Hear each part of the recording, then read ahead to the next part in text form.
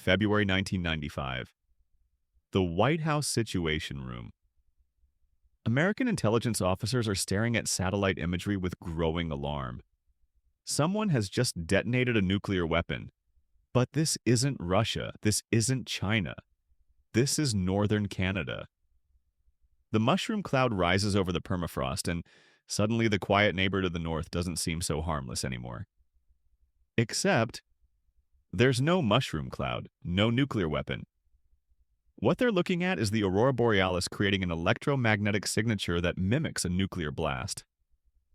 A false alarm, sure, but it raises an uncomfortable question. How much do we really know about what happens in that vast expanse of land stretching across the top of North America? While the world obsesses over American power and Chinese ambition, while Europeans debate their fragmented influence and Russia flexes its military muscle, something extraordinary has been happening in the place nobody's watching. Canada has been quietly building something that neither fits the mold of traditional empires nor announces itself with fanfare. It's become the West's most underestimated civilization, and the story of how that happened is far stranger and more strategic than anyone realizes. Most people think they know Canada. Polite, cold, hockey, maple syrup. Perhaps they imagine a slightly boring younger sibling to the United States, forever living in America's shadow, but here's what most people don't know. Canada controls more fresh water than any other nation on Earth except Brazil. As climate change accelerates and water becomes the oil of the 21st century, Canada sits on approximately 20% of the world's fresh water supply. Saudi Arabia built an empire on black gold. Canada is sitting on something far more valuable, and they're saying almost nothing about it. This is Professor Archive, and before we dive deeper into this rabbit hole, let me ask you something. Where are you watching this from, and what time is it right now? Drop it in the comments. I'm genuinely curious how far this story reaches because what we're about to explore affects every corner of the globe, whether people realize it or not. Let's rewind to 1867. The British North America Act creates the Dominion of Canada, and on paper it looks like just another colonial arrangement. A scattered collection of provinces, sparsely populated, economically dependent on Britain, wedged between an ocean and the increasingly powerful United States. The American Civil War has just ended, and there's genuine fear in Canadian circles that the battle-hardened Union Army might just keep marching north. Manifest destiny is in the air, and many Americans believe their nation's natural borders extend to the Arctic Ocean. Canada at this point seems destined to either remain a British colonial backwater or get absorbed into the American empire. Instead, something else happens. John A. Macdonald becomes Canada's first prime minister, and he has a vision that seems absolutely insane. Unite a country that spans an entire continent using a ribbon of steel. The Canadian Pacific Railway. When he proposes it, critics call it madness. The engineering challenges are unprecedented. They'll have to blast through the Canadian Shield, some of the oldest and hardest rock on Earth. They'll have to cross prairies, navigate mountain passes that seem impassable, bridge gorges, and do all of this across thousands of miles of wilderness. The costs are astronomical. The project nearly bankrupts the country multiple times. But MacDonald understands something crucial. Geography is destiny, and whoever controls the geography controls the future.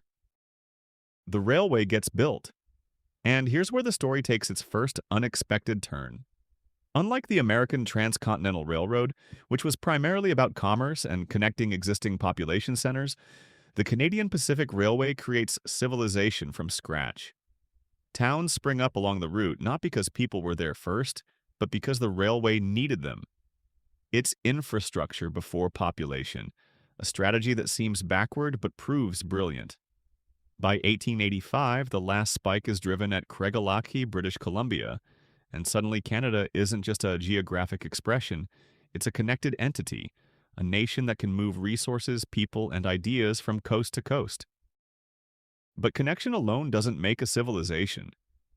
What happens next is what transforms Canada from a colonial appendage into something genuinely unique. While other nations are building identities around ethnic homogeneity or revolutionary ideals, Canada does something different. It becomes the world's first officially bilingual bicultural state. English and French aren't just tolerated, they're enshrined.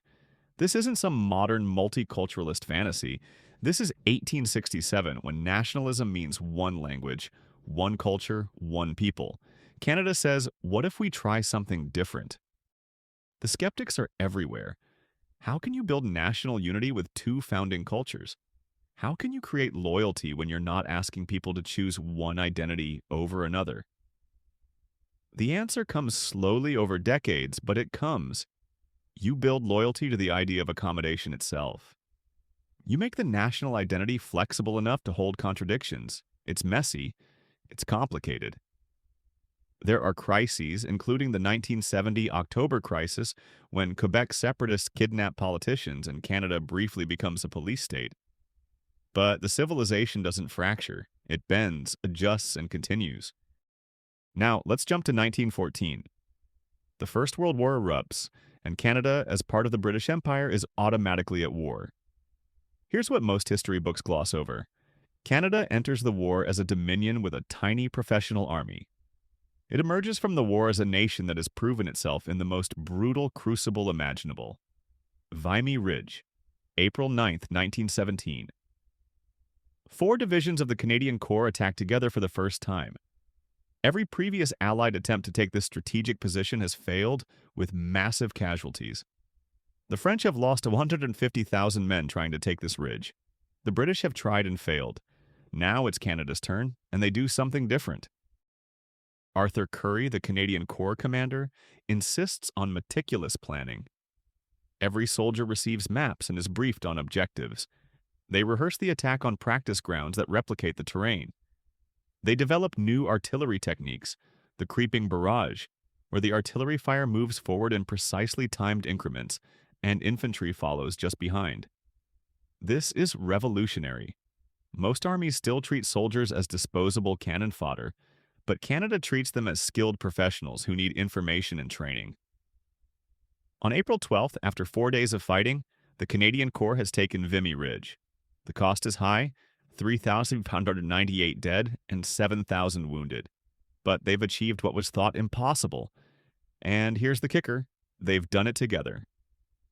English Canadians, French Canadians, recent immigrants, all fighting as one unit. When the monument is unveiled at Vimy in 1936, it becomes Canada's defining memorial.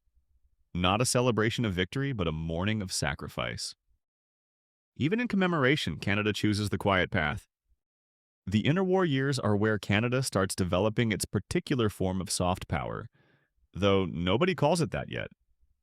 While the United States is retreating into isolationism and European powers are fracturing into fascism and communism, Canada is quietly building relationships.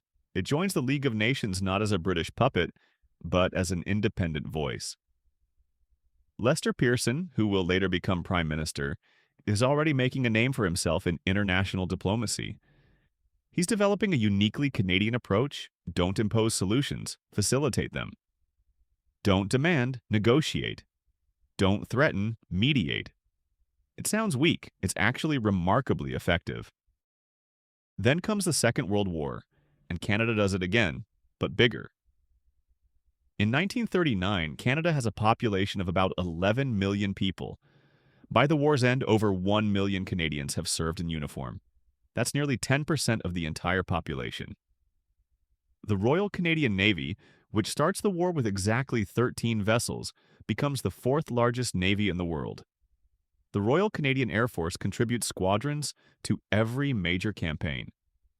Canadian factories produce war material at rates that seem impossible for such a small economy.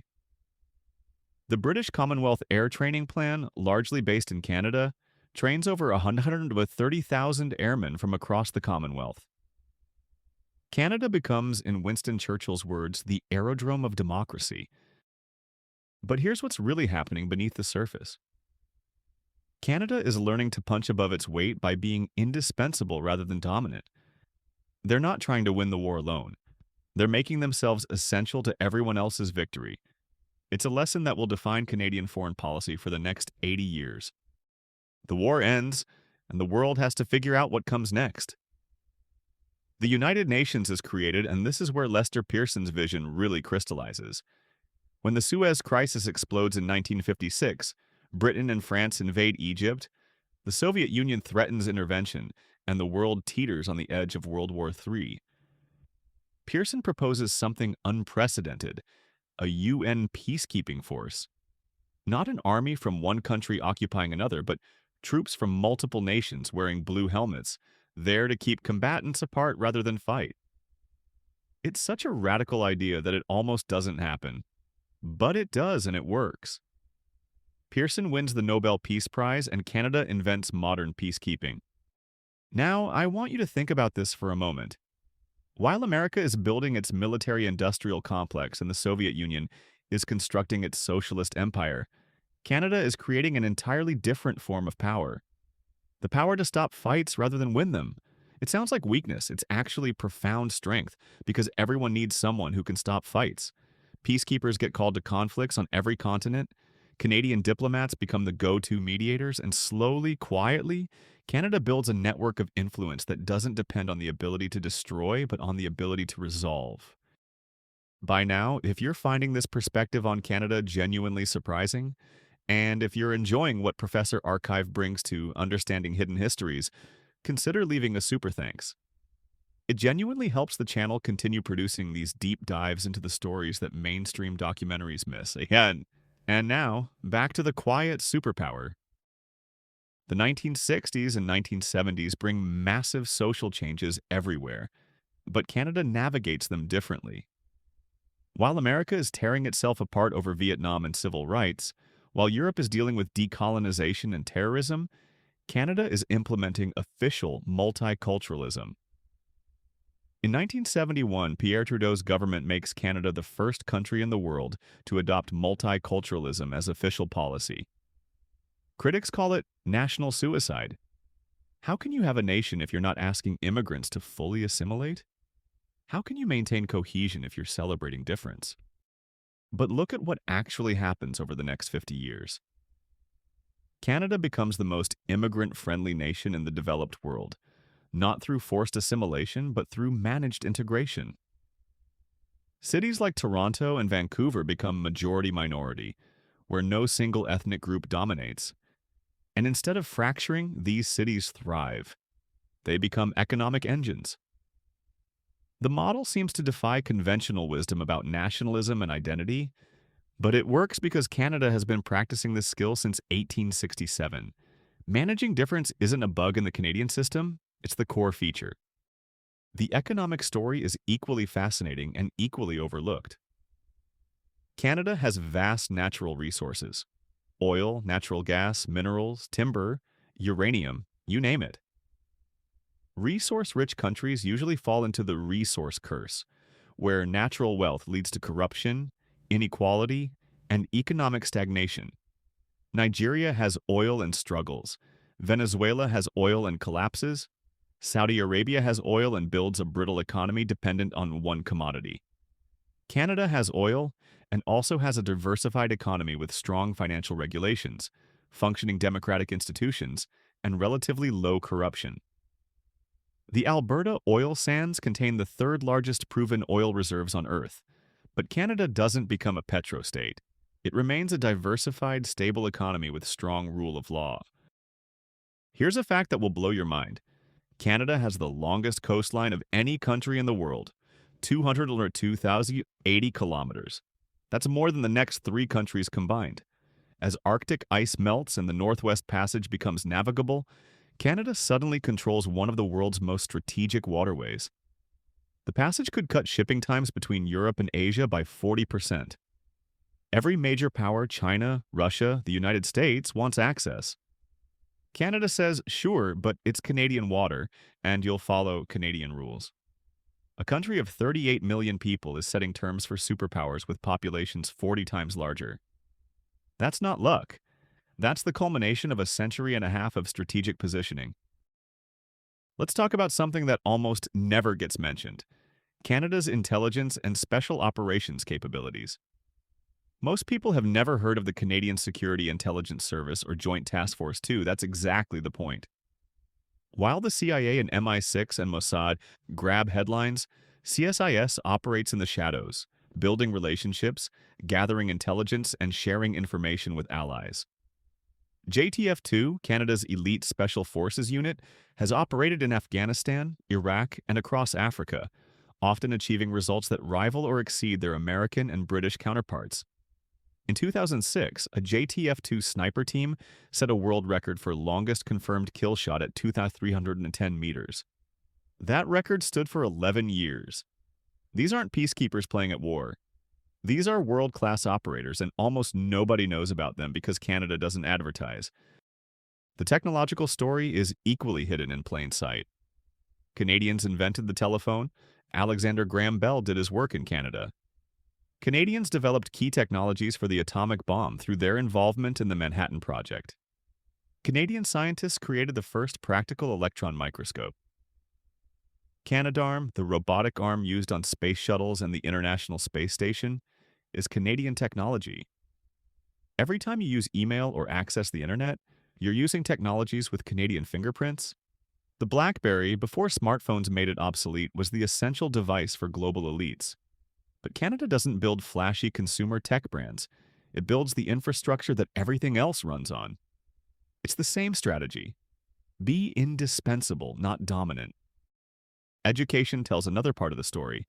Canada has no Ivy League, no Oxbridge, no grand universities with centuries of tradition and global name recognition.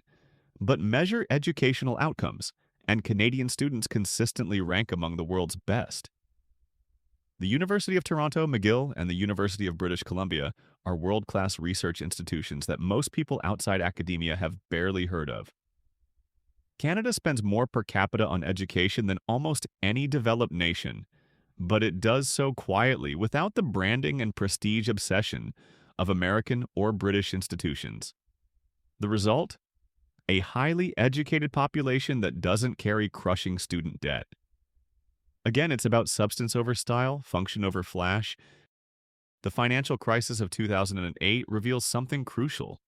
The global economy collapses. Banks fail across the United States and Europe. Iceland's entire banking system implodes. But Canadian banks, they barely hiccup. Not a single major Canadian bank fails or requires government bailout. Why? Because Canadian banking regulations, boring, conservative, often mocked as too restrictive, actually work. While American and European banks were getting high on derivatives and securitized mortgages, Canadian regulators were saying no. It wasn't glamorous. It didn't maximize short-term profits. But when the crisis hit, Canada's financial system was the safest in the developed world. The strategy, again, is caution over flash, stability over speculation. Now, let's address the elephant in the room, the relationship with the United States. Canada shares the world's longest undefended border with the world's most powerful military. That could be existential threat or existential opportunity. Canada has made it the latter through a strategy so subtle that most people miss it entirely. Canada is America's largest trading partner. More trade crosses the Ambassador Bridge between Detroit and Windsor than crosses the entire U.S.-Mexico border. Canadian energy keeps American cities lit and American factories running. But this isn't dependence. It's interdependence carefully cultivated. Canada has made itself so economically integrated with the United States that any attempt to dominate or absorb Canada would hurt America as much as Canada. It's peaceful deterrence through economic entanglement.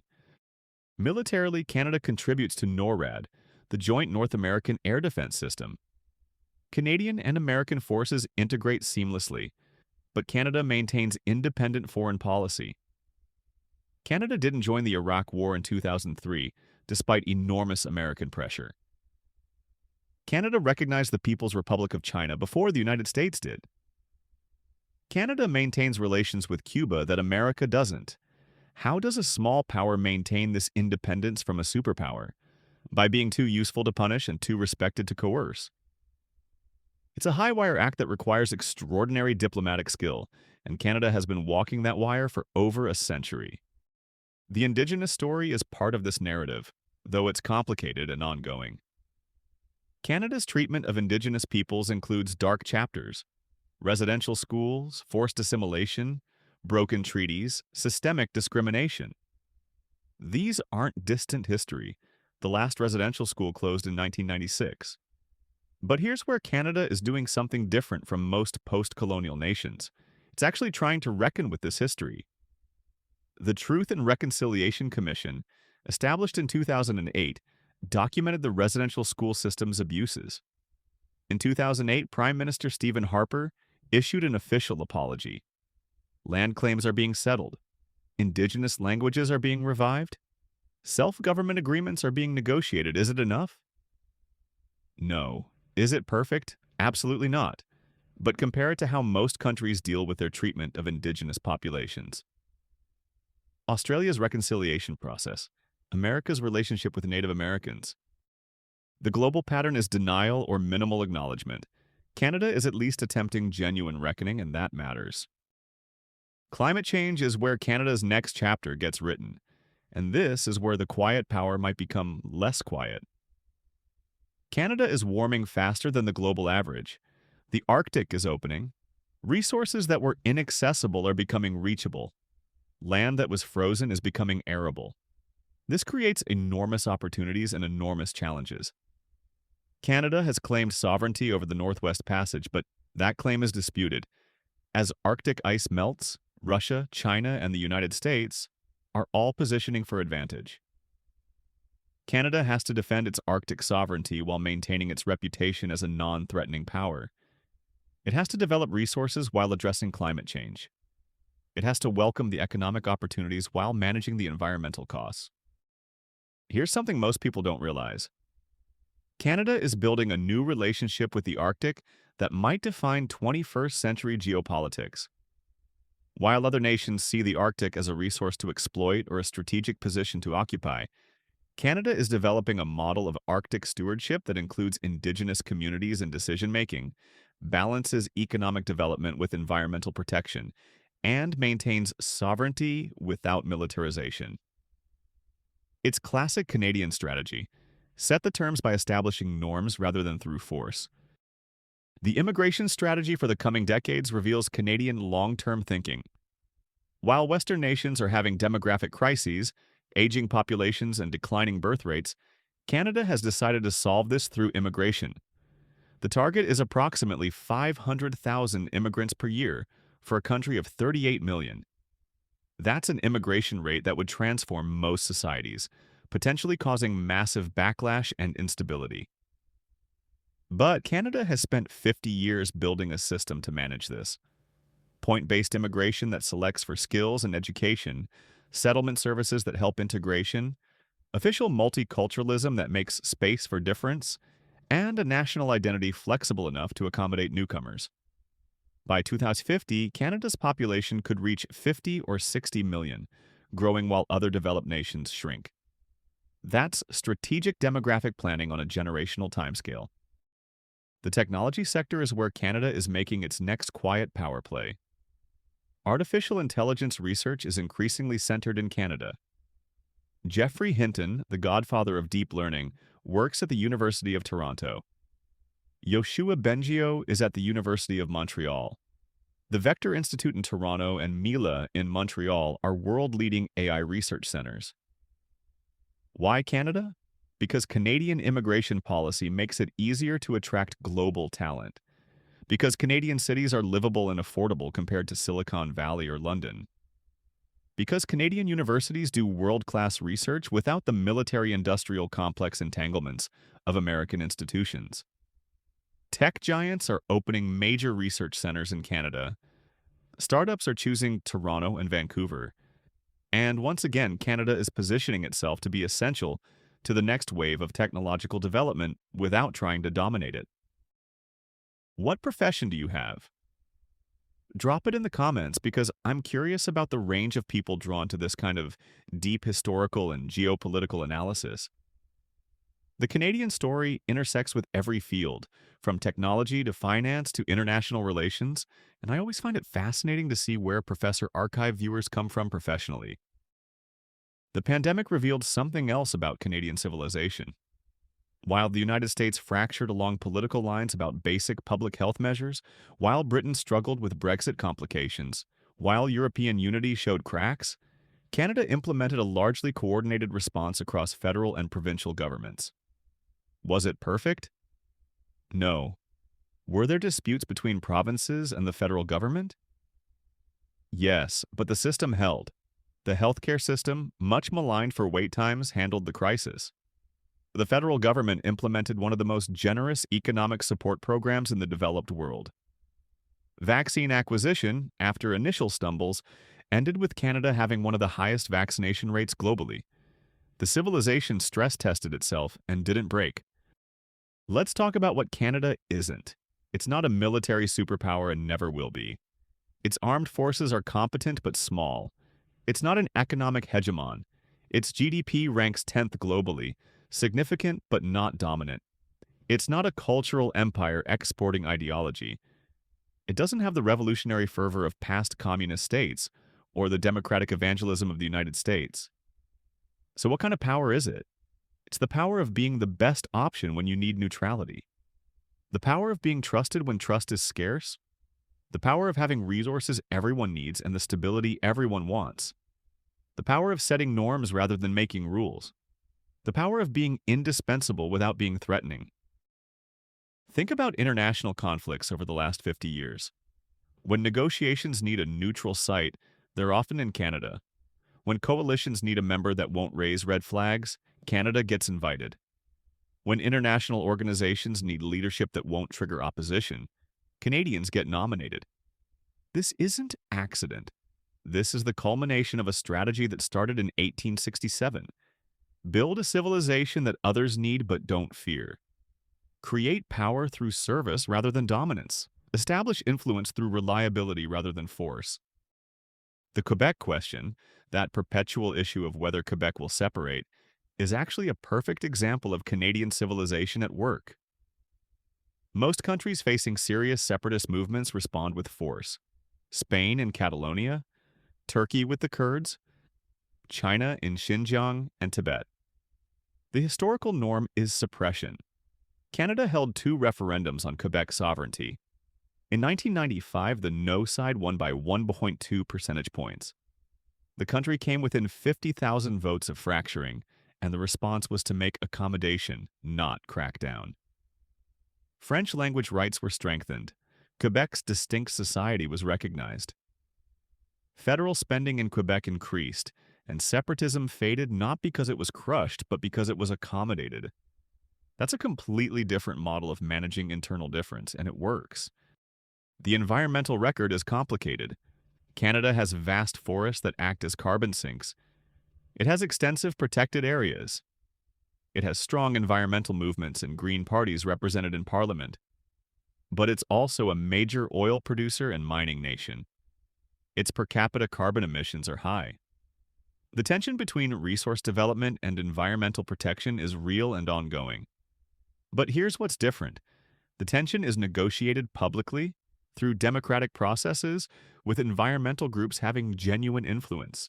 Canada isn't an environmental paradise, but it's developing models for balancing economic development with environmental stewardship in ways that resource-dependent nations are watching closely. Space is the final frontier we need to discuss.